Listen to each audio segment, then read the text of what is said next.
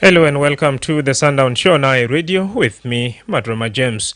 Today on the program, we are turning the spotlight on a critical issue at the heart of democracy and development.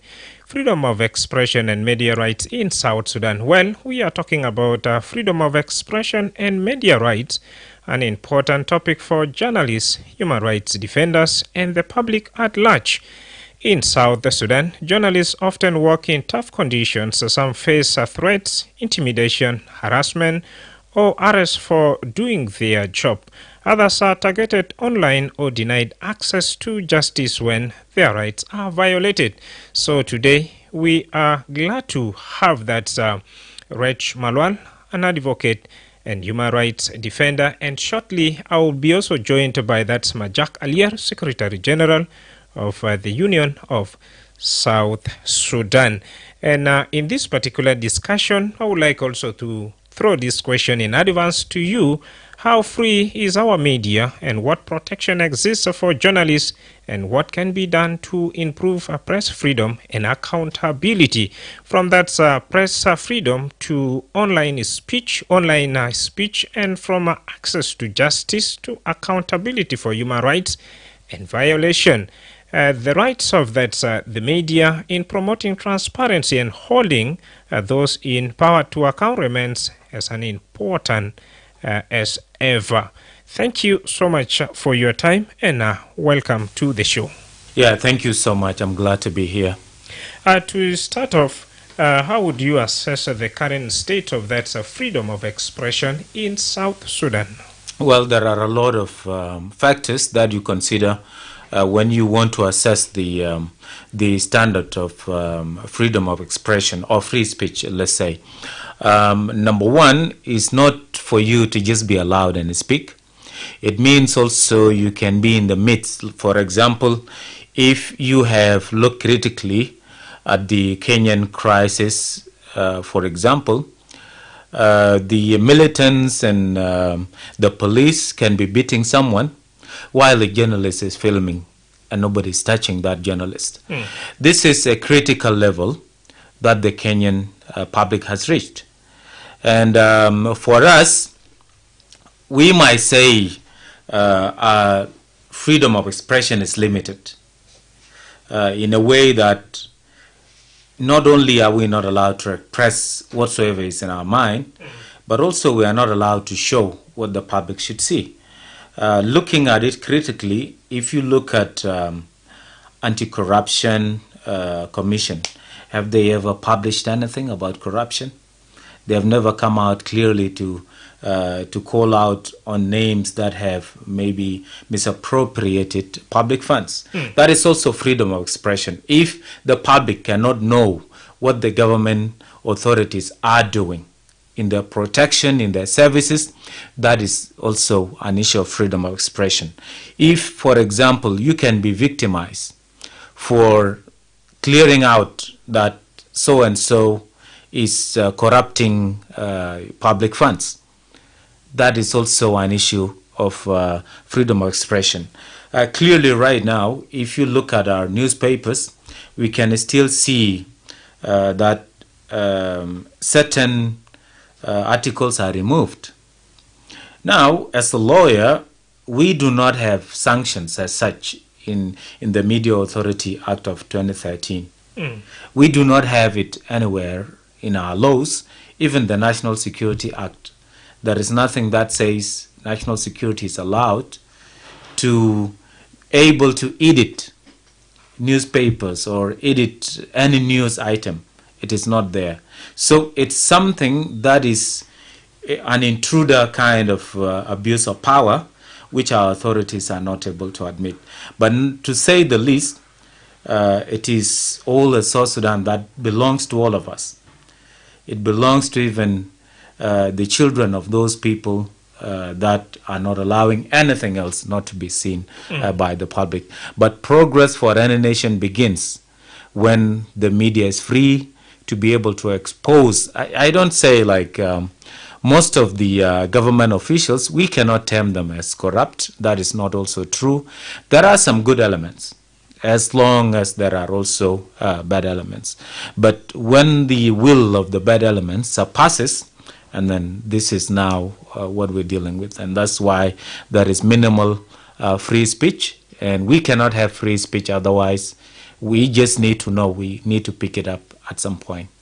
You cited Kenya as an example on what the media is doing and the journalists as well. Now, looking at Kenya and South Sudan, in terms of comparison, do you mean to say that South Sudan is far, far, far behind, or where are we exactly? If you look at it, South Sudan media has a little bit improved since the coming in of the media authority.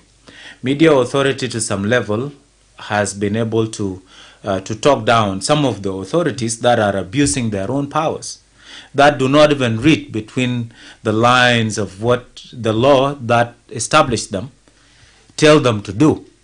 So at some point, there has been a certain understanding. But why am I shining a light on the Kenyan media? Kenyans may even think that they don't have freedom of expression. But if I can be shot, I'm demonstrating, I can be shot, and I'm shown on the national TV, that itself is giving me a national belong. I am being shown on a national TV. I belong to Kenya. I belong to South Sudan. But if someone decides to, for example, if you, by chance, if you film anywhere else in South Sudan, just not even in demonstration, just anywhere that you, like on the road, you need a permit to do that. And in our constitution, nothing really will tell you that you need to get permission for you to practice your rights.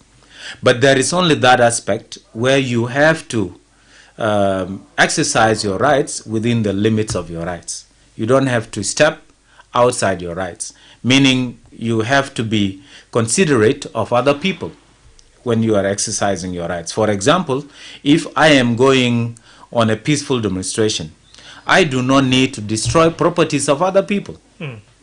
That is what it means, in simple terms, with regards to law. But the fact that the Kenyan army and the Kenyan police understand that the journalists should be allowed to do their work, even if they film you shooting a person. The journalists should be allowed to just roam randomly without their cameras being snatched, without anything. That is in itself another level of freedom of speech. And how much we might want to be free, this is something we are dreaming. Back in 2019 towards 2020, I was contracted by the Media Authority and Journalists for Human Rights to be giving a training to security sectors and the state information ministers, as well as at the national level. We were trying to make a dialogue, trying to let them understand that journalists is just doing his or her work the same way you in your office, you are sitting and doing your job. Allow them to do their job. And journalism is an administrative matter. If at all you want to punish a journalist, you will have to follow procedures laid down by the law. Number one, you deal with the media itself, the media house. Number two, any media personnel that you might accused of anything has to be subjected to the media authority first.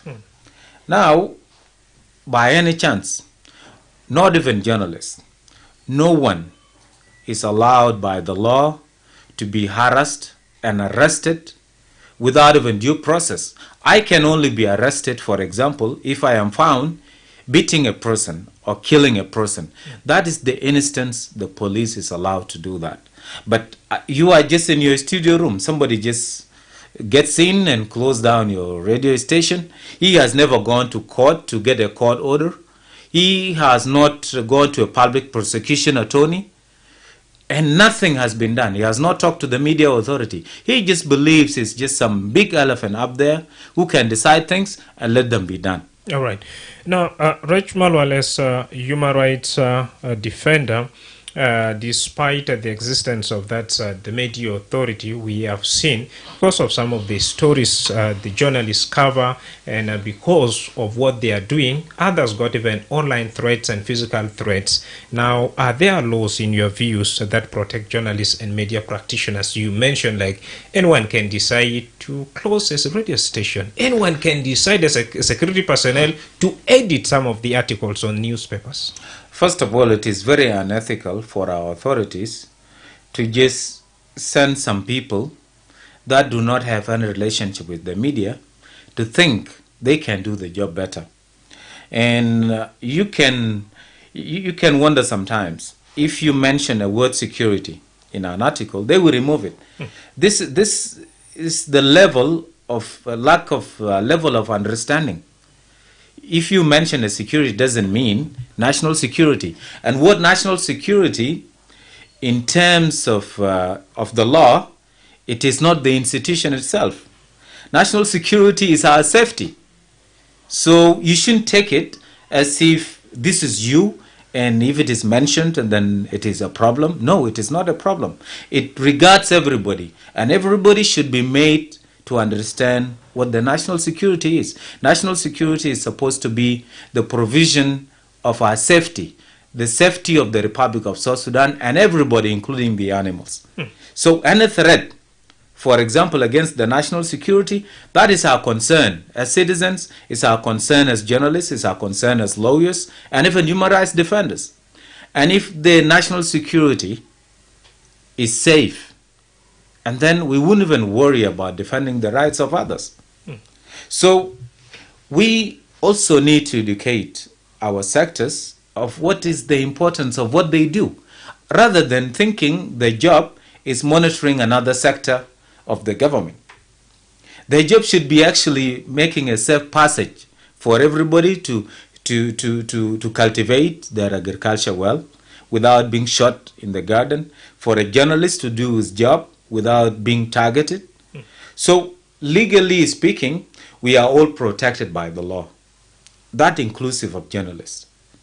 Journalists are just South Sudanese citizens who are by law allowed to do their journalistic jobs, just like the national security and the army is doing their job, and the police.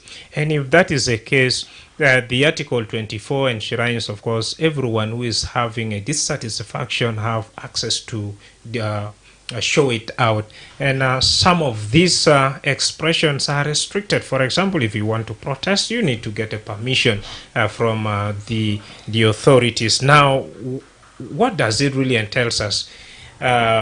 When shall the media houses and the media practitioners realize Article 24 in their duties? Well, I think it's a struggle. You know, one problem for the Republic of South Sudan is that we have had war for over 50 years. That is half a century. And in that half of a century, you cannot get Joseph Lago being criticized in a newspaper. You don't get John Garang being criticized by whosoever was practicing journalism in the New Sudan then. And all our generals get used to being praised and get used to not being criticized. So this is a new beginning that all of us are actually shocked about the fact that we have a role to play even in what the government says. We were not made to behave like that. We were made to only follow throughout the 50 years of a struggle through Anyanya 1 and the SPLM War of Liberation. That has affected South Sudanese. And if you see, al-Bashir was one time talking that the bread kind that he produces is just equivalent of our president's hat. And the bread that is being produced in South Sudan is just a small piece, but still they wouldn't go to the streets. What he's trying to say is that we are resilient people. The war has taught us that even right now, at our worst, we think life is best, because during the wars we never had this. So people are less concerned about what goes on with the public. There is this thing in the law called the will of the people. The will of the people, the Constitution is supreme law. And the will of the people is supreme than the constitution. If you look in the constitution, it will tell you that the constitution emerged from the will of the people of South Sudan. It means also the people of South Sudan will even say they don't want that constitution and they make their own new constitution. Now, if you look at it, last year in Kenya, there was a lot of demonstration for the financial bill. And if you see, because of the will of the people, that financial bill did not see light. So it means if people are able to understand, for example, that they have a say on things that have to do with their life and their future, and then everybody else will be free. And the government employees will actually dance to the tune of their people because they will follow the will of their own people. But right now, we only follow the power, what the power says. Right. And what the power says is not necessarily in line with the law. There have been reports of harassment and threats against journalists. What mechanism exists within the law to ensure that violators of such incidences are held accountable? Well, one issue in South Sudan is that we have good laws, but implementing them is the hardest thing. First of all, we do not have independent judiciary. It means they can just be ordered by the executive to act in certain ways. Also, we have an issue of unpaid salaries. So our justice is about justice, where if you have the money, you will have your case seen. If you have the money, most of the things can go in your favor. Because if somebody who decides on life and death of a citizen, somebody who is accused of murder and can be sentenced to death, and he is going hungry every day, his kids are not going to school, and someone powerful can just come with a handful of something. So that is a principle that we should all understand. Everything is intertwined. And if we look around in one sector without changing the other, we can never, we can never change anything. So it's not about journalism. It's about security, it's about economics. You also have the brown envelope thing. These days, we all know there are certain TV stations where you can never get your story broadcasted unless you pay. That is something for another day, but it means also it affects the freedom of expression in one way or the other. If I can pay for me to be on air, and then I say any shit, does not necessarily have to be at the scrutiny of public consumption, which is supposed to be enshrined with most of the public broadcasters, and even radio stations like iRadio are supposed to have that aspect of public interest in the information giving. Now, if that's a situation people are currently in and the media practitioners, how can the legal expert plus that's the human rights actors work closely to make sure that journalists and other bodies also defend this freedom of expression? For the case of journalists, it's clear that by continuing to inform the public about certain topics, that's how they continue to pave the way for the public. It's also clear that for lawyers, by presenting cases of public interest litigation and also pressurizing the judiciary to be able to act in a certain way that fits the public interest, that is another only way that lawyers can fight through that. For years, our judiciary has been down. People are a little bit hopeful right now with the coming in of the new Chief Justice. We do not know whether power can corrupt him, but he seems to be a very good judge from the essence of his practice. We have known him as a person of upright. And if things maybe go in a way that other justice systems work in the world, and then journalists and lawyers can be able to fight side by side to bring about the freedom of expression and defending the human rights as we wish. All right, dear listener, if in case you have just joined us, you are listening to the Sundown Show on Radio with me, Madrama James, and we are tackling a very important issue, that's the freedom of expression and media rights in South Sudan. For now, let's have our first commercial break of the show. When we come back, I will be giving you that chance to ask my guest, that's Rech Malwal, advocate and human rights activist right here. I will be giving you that chance to... With a new vaccine introduction, the Ministry of Health is conducting a commemoration of African Vaccination Week with a new vaccine introduction of pneumonia vaccine, targeting all children aged between 6 to 14 weeks. Take your child to the nearest vaccination center during the African Vaccination Week or Big Catch-up campaign. Good morning, Mama Alice. Good morning, Mama Ladu. Where are you coming from this morning? I had taken Ladu for pneumonia vaccination at the health center to protect my child against pneumonia and meningitis. He was also vaccinated with other routine immunization vaccines at no cost. Is baby Alice already vaccinated? Yes, she was vaccinated last month. Does she need to be vaccinated again? Yes. She needs to be vaccinated with at least 3 doses at 6, 10, and 14 weeks to be fully vaccinated, immunized, and protected against pneumonia. Really? I just heard from afar that there will be a vaccination campaign during the African Vaccination Week, but I was not keen enough to get the details. You know, pneumonia vaccine is effective in preventing pneumonia and deaths in infants and young children. This vaccine has just been introduced this year, 2025. A lot of children were not vaccinated. Some even travel without being vaccinated.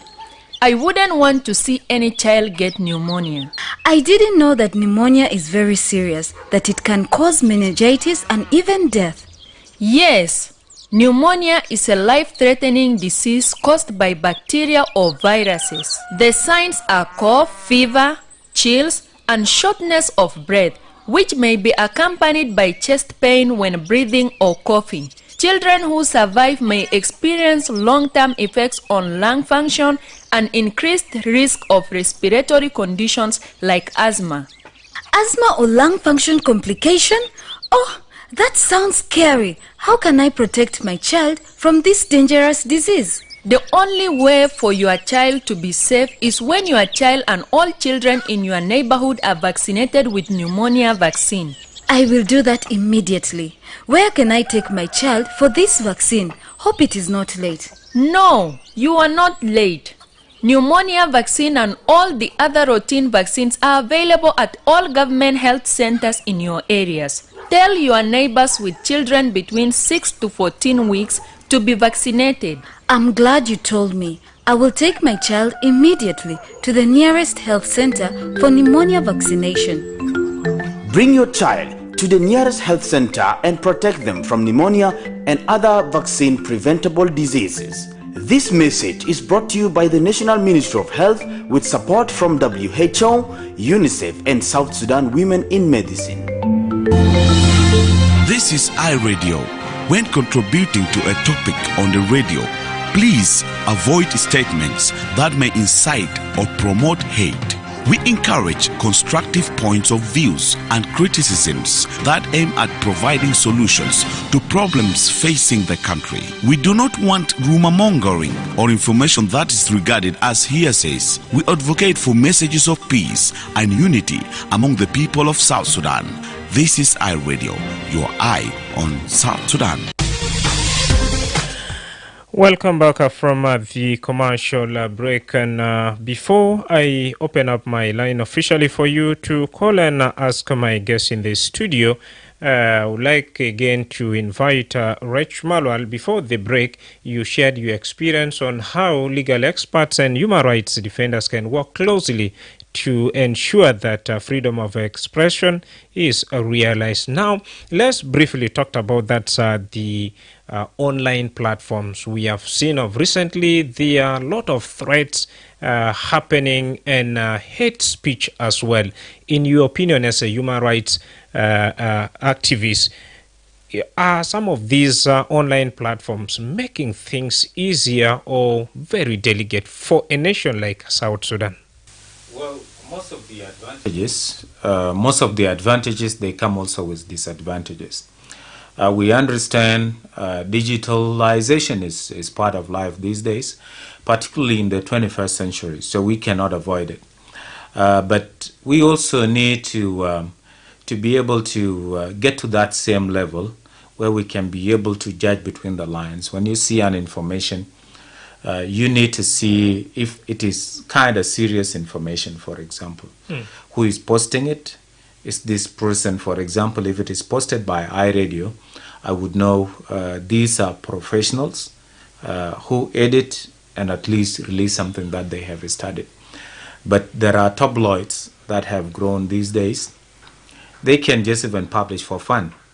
And badly enough, our public is not yet aware of such people. They will take everything that comes online as the right thing. So literally, we need to educate people on what they can trust when they see and how they can cross-check. You need to cross-check the information, the source of that information, and also see whether it has been published somewhere else. These are the few things that can be done. But also, as journalists, we have a big burden. A burden of everybody thinks that is informed, because this is not the age where everybody needs to listen to radio, watch a TV. It's not like that. It's only people of interest that will listen to iRadio. People of interest will will watch the SSBC. But if you look at the young age, the youngsters, they can just go on YouTube, watch Netflix. It doesn't really concern them whether the mainstream media exists. You cannot talk about even the newspapers. That is something far away from them. And what is necessary is that we have the responsibility to be able to keep our public safe from misinformation, disinformation, hate speech, all of those. And particularly in a fragile state like the Republic of South Sudan, any hate speech can be fueled in seconds and can grow. So it is our responsibility to all be able to stand our ground and continue to be able to inform people in the right manner. How can the society be educated or informed when with the current level of illiteracy in the country and also introduction of that artificial intelligence where it can generate a content, you would for sure believe that this is authentic? It's part of digitalization, and particularly in this century, there are a lot of things. You might have even seen the president, vice president being turned into kids, and they deliver their speeches. And you see this, they look like normal kids, right? That is another issue that we also need to step up in our digitalization to meet the same level of the world. It means also that we are all vulnerable unless we educate ourselves. It means we have to also know AI, because everything these days is getting to be AI everywhere.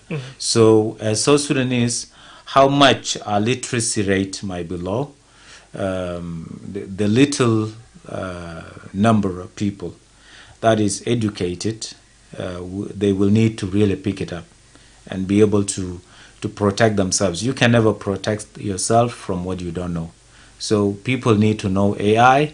They need to know what could be a content that is AI generated and what could be a content that is sourced from a natural person. All right. Dear listener, it's time now for you to pick that cell phone and dial our studio line on 0911022986 and you will be live right here for you to ask you a good question to my esteemed guest in the studio. And I'm afraid that Jack is not likely to make it with us here. But first caller, iRadio. Yes. iRadio. Good evening. Majung Sudan. Madrama, James. Yes, Majung Sudan, how are you? I'm fine, and you? Tamam, welcome on board. Thank you. My regards for the guests in the studio. Thank you.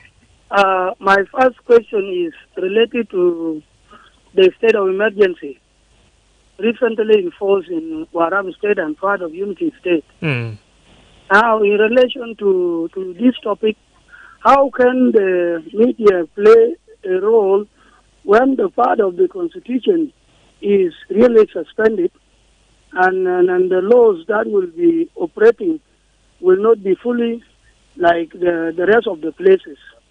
In order for them to report, what do the activists think will help the media in not causing troubles with the leadership under the ground? That is my first question. My second question is about the Constitution, of which he has said related to the bill, taxation bill of Kenya. For the South Sudanese, I think they did not apprise about the Constitution. Our Constitution is very beautiful.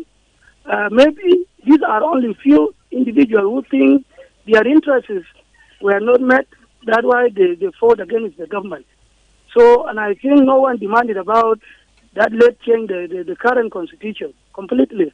And if I am wrong, he will correct me later. This is one comment, and that one is the question for the guest. Thank you so much, Majuk Sudan, and over to you, Rech Malwal. Yeah, thank you, Majuk Sudan.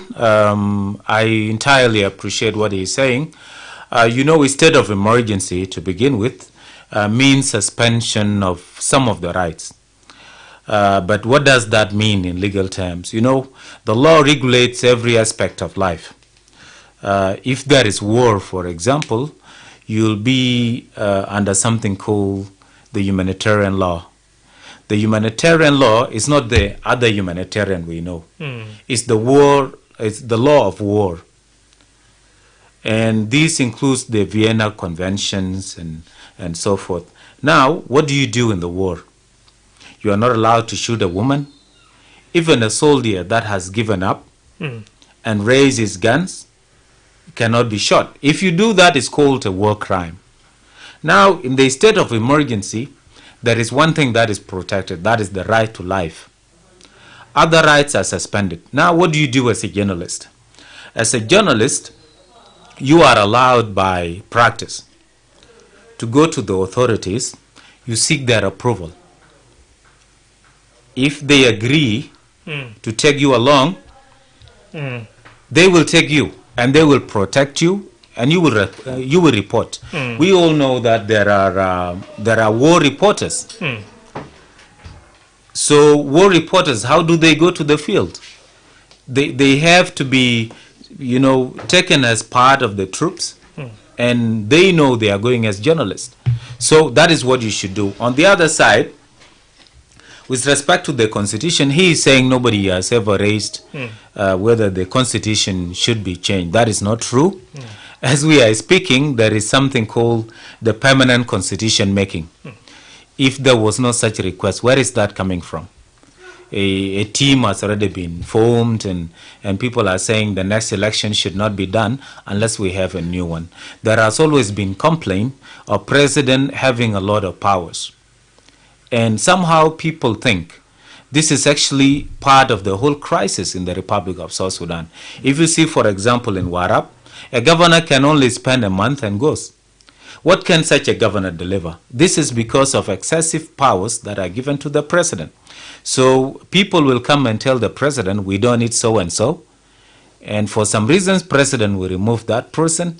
But in effect, this is also some bad aspect of giving a lot of powers, including the president who's removing governors that are elected by the people. So the president is actually more powerful than the constitution and than the will of the people combined. So I need Majuk to be able to take note of that.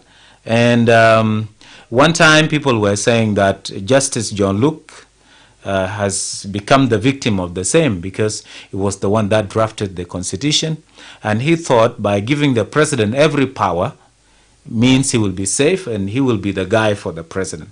But then he was arrested. We have seen also General Akol Kur, he has been arresting people in Blue House. A lot of concerns have been there that this is not the right way to do it. But in the end, he is also under the same house arrest. So all of us, including Majuk, how much we might think things are right because we have a certain power and nobody is complaining because we are not complaining, it still goes back to all of us in the end. Just the same way it went back to General Akolkur, it went back to La Ring, to John Luke, to you name them. Who else? Malung Awan. He was a very powerful man. He could do what he wished. Because he's in power, and to some level everybody else can play with power. So when we all understand the power is for all of us, it's not individualistic, it's for the service of the people, no one else will complain. Now, Majuk is saying, before I invite Majak, thank you so much for joining us, though late. Majuk is saying, in such a situation, for example, the one of Warab, what other tools can be used to make sure that the voices of the people are also heard? Well, the only tools that can be used, as I said, journalists need to seek the hands of the authorities so that they are allowed to go on the ground. In such a situation where laws are actually suspended,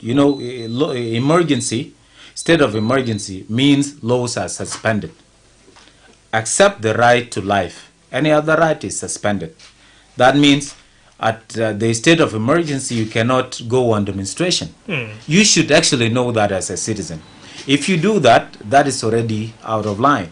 So the only way you can do that is when a journalist is in a humanitarian crisis, he seeks the hand of authorities. You talk to the SSPDF. I want to go to Warab and do a story. That's how you go down there. All right. Yeah. Thank you for sharing your thought. Majak is the Secretary General of the Union of Journalists, South Sudan. Welcome on board. To start with, what are some of the biggest challenges journalists in South Sudan face today when it comes to press freedom? Welcome. Yeah, thank you so much. And first and foremost, I'm really very sorry. I came in late. There are some issues beyond my control. I see. I actually texted Obach that I will come somehow late, and indeed, I came late. Thank you for fulfilling your promise. Yes, indeed. If I had not commit to come for this show, I would have said, please, I will not make it. But once you have committed yourself doing something, it is very good that you oblige to your commitment. To your question, there are so quite many challenges that journalists are facing right now.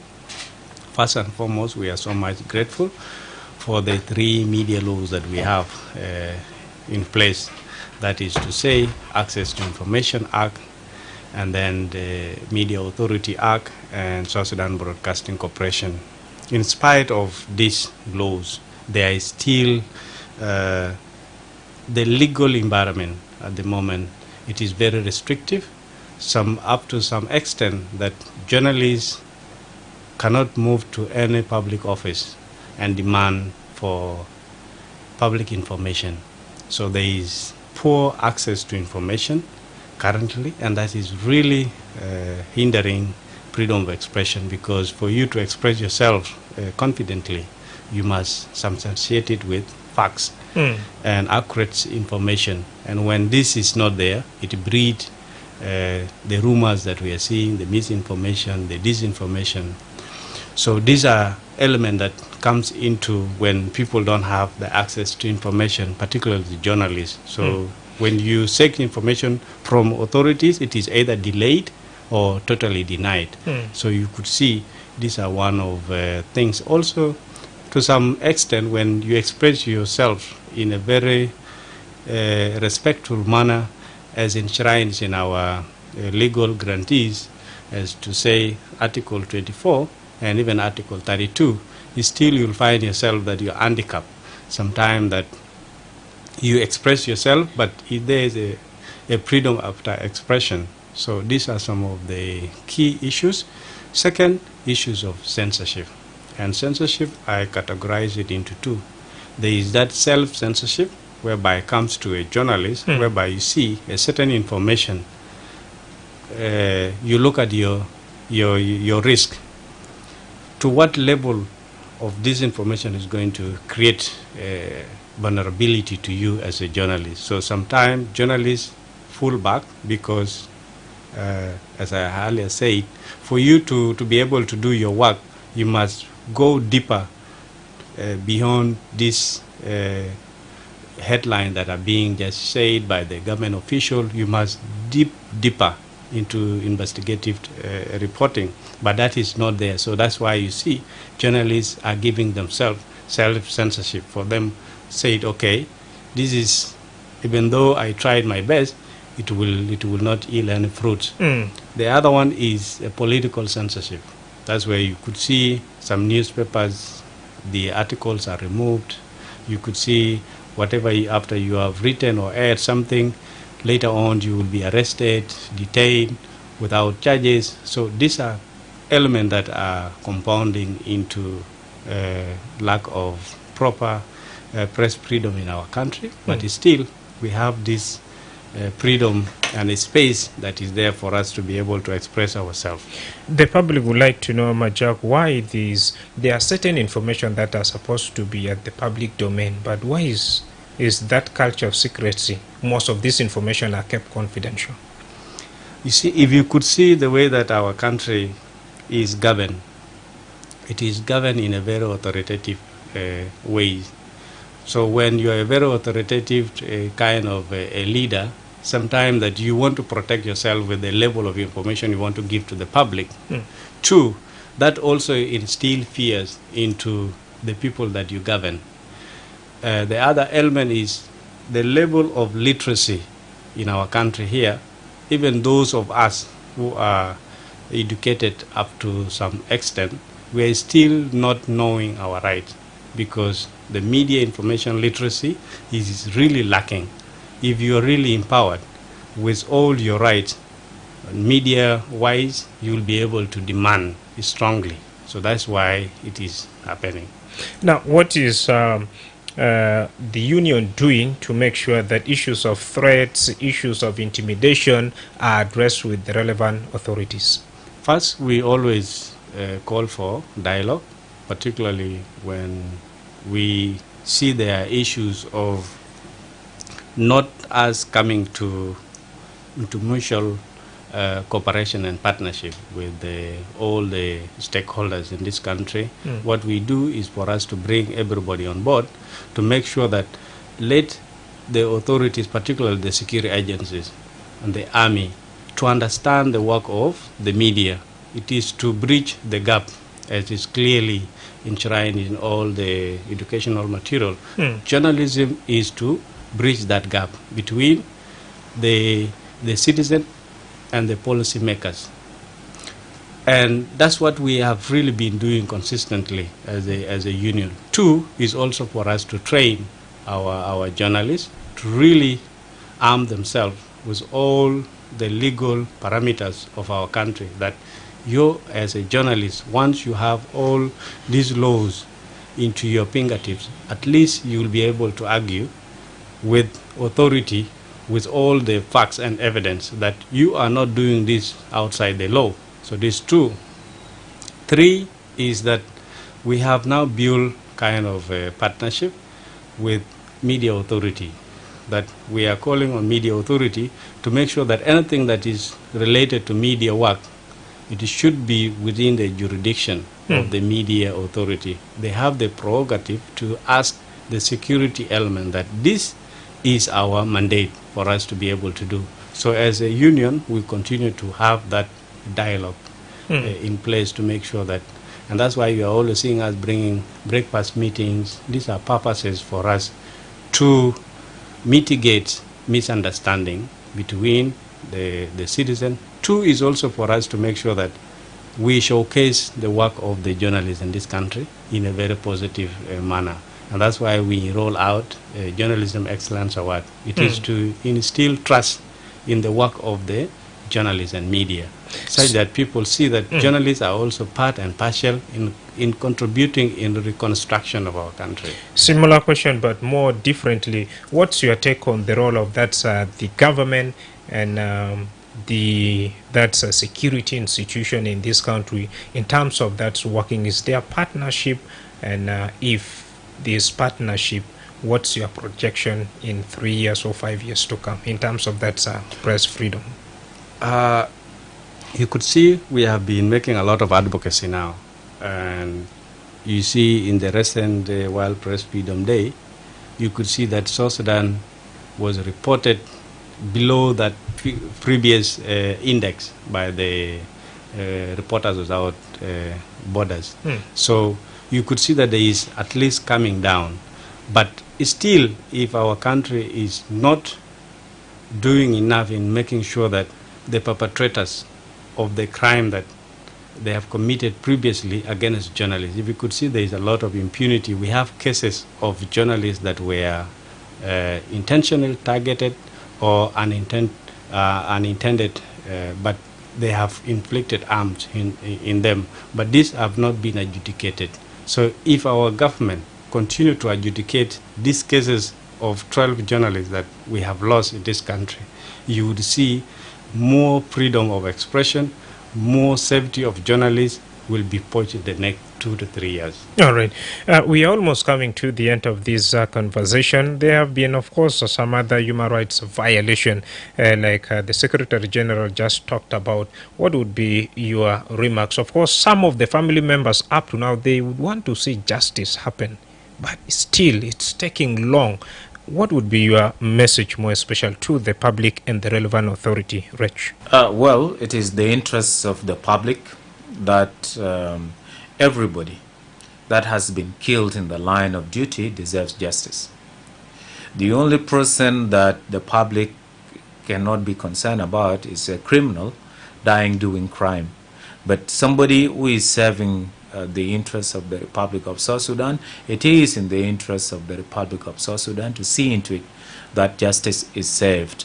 And as I mentioned before, we have a couple of challenges where investigation cannot go on. Is either somebody powerful is the one that orchestrated the whole thing, and they don't want it to see the light, or else the role of the of finances in investigation sometimes also can derail a case.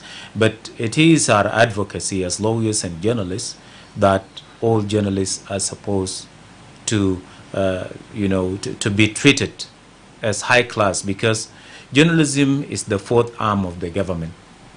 And having said so, we cannot be dragged into fear, we cannot be dragged into self-sanctioning, and we cannot be dragged into unprofessional way of doing things simply because we don't need to lose lives. I learned from Uncle Alfred Taban. He used to say that a journalist is a brave person. That is so brief, but it entails a lot of things that we all need to learn from. Having to face the wars that you're not supposed to face every day, having to write that story that you think is not supposed to go out because for some reason you will be unsafe, but also it's a collective thing. So journalists are not supposed to be let alone. The people of South Sudan are supposed to be with them, the lawyers and other defenders. All right. Thank you so much. Finally, Majak, what's your message to upcoming journalists entering the profession at the time when media, like you said, under threat, and at the same time, accountability of the 12 journalists you talked about as well? Welcome. Yeah, thank you so much. The message is very simple. Journalism is a responsible profession. It is a noble profession. So you out there, once you decided to be a journalist, you choose responsibility. And once you are responsible, there are certain things that you really need to do. One is to make sure that whatever you do must be in alignment with what you think. So having said this, it is a very good job that you are serving lives. So it is like a medical profession. So journalism, once you serve a life, and that's where we normally have this pretext of saying information is power. But to break it down, information cannot be power when you do not act upon it. And that's where journalism comes in, to give you all the detail that as a citizen, you must know certain parameters of the law. You must know certain parameters of decisions that are being made. You must know certain parameters of the policies. And once you arm yourself with this, you can now act upon it. Whether you are going to say, okay, this is right for me, for my future, this is right for our future generation, this is right for a girl child in this country, this is right for our mothers. So it now breach those misconceptions that people are having, and that's why journalism are there to educate, to inform and sensitize the society. So I welcome any young journalist to join this profession, because it's really a noble and a responsibility profession. All right. Dear listener, with that we have come to the end of our conversation, and we have been talking about that freedom of expression and media rights in South Sudan. And I was blessed to be joined by Rech Malwal, an advocate and human rights activist, and Majak Alier, Secretary General, Union of Journalists of South Sudan. I've been your host, Madrama James. Thank you all for coming.